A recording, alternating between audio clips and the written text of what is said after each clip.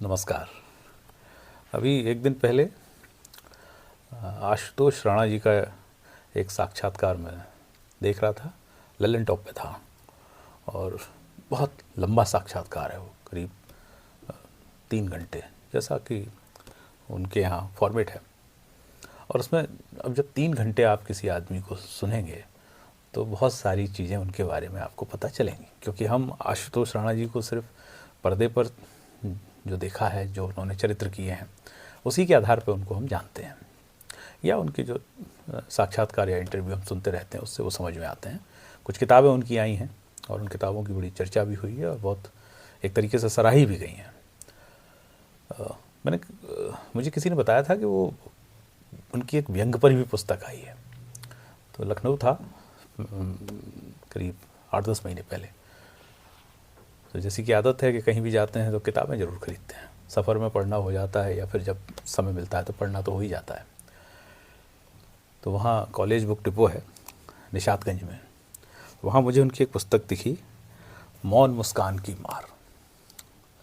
और ये अब देखिए प्रभात प्रकाशन से है, करीब 200 पेज की पुस्तक है पृष्ठ की, और बड़े अच्छे व्यंग हैं इसमें। चूँकि वो बुंदेलखंड से आते हैं और मैं बुंदेलखंड का किनारा हो जाता है, मैं चंबल से आता हूँ, भिंड से, तो इसको पढ़ते समय मुझे थोड़ा आनंद ज़्यादा आया, क्योंकि इसमें जिस तरीके का उन्होंने जिस भाषा का इस्तेमाल किया वो हमारी फेमिलियर है।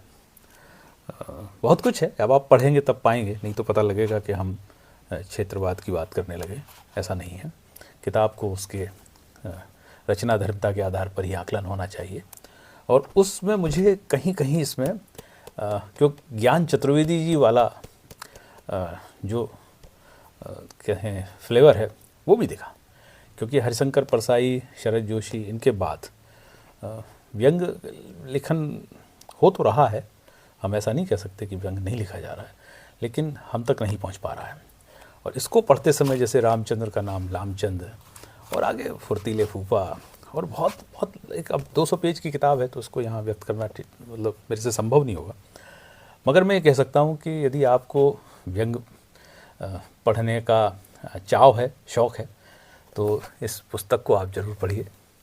चूँकि छुट्टी थी तो मैंने आज बहुत रस लेकर पढ़ा और बहुत कुछ इसमें मतलब एक मोटिवेशनल जैसा भी है और बहुत कुछ व्यावहारिक ज्ञान भी है कि जैसे बड़ी समस्या से यदि आप जूझ रहे हैं और उसको ख़त्म करना है तो उससे भी एक बड़ी समस्या से उलझ जाइए, तो वो बड़ी समस्या जो बड़ी आपको दिख रही थी वो छोटी लगेगी। लेकिन आशुतोष राणा इस थ्योरी से थोड़ा अलग हट के बात कर रहे हैं, कह तो वो यही बात रहे हैं। वो कह रहे हैं जैसे एक उसमें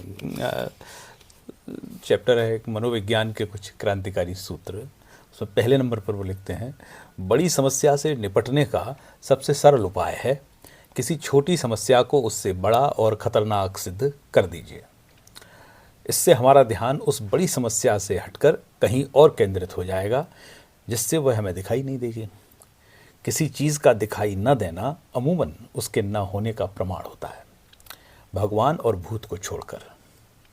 इस सूत्र को मनोविज्ञान की भाषा में डाइवर्टिंग अटेंशन, भटका कहा जाता है। इसका लाभ ये होगा कि आपकी जो मूल समस्या है वो जस की तस बनी रहेगी। इसका इस्तेमाल आप अपनी सुविधा अनुसार भविष्य में फिर से कर सकते हैं। तो बड़ी व्यावहारिक पुस्तक है ये। और आशुतोष बहुत बेहतरीन एक्टर हैं, इसमें तो कोई दो राय ही नहीं है। उन्होंने मतलब हम इसी इंटरव्यू से जाने कि टोटल फिल्में 100 भी नहीं है उन्होंने बताया, लेकिन ऐसा लगता है कि उन्होंने 100 नहीं करीब 1000 फिल्मों का काम कर दिया है। अभी उनका एक नाटक भी दिल्ली में है, कमानी सभागार में, कमानी ऑडिटोरियम में। इच्छा थी कि देखने जाएं, लेकिन ठंड ने जाने ना दिया। और हमारे राम उस नाटक का नाम है। तो इस किताब को पढ़िएगा और छुट्टी अभी मनाइएगा, क्योंकि शनिवार है कल, तो जहाँ 5 दिन का अवकाश है जिन राज्यों में या केंद्रीय कर्मचारियों का, उनके तो मौज है। फिर उसके बाद रविवार है। और नमस्ते।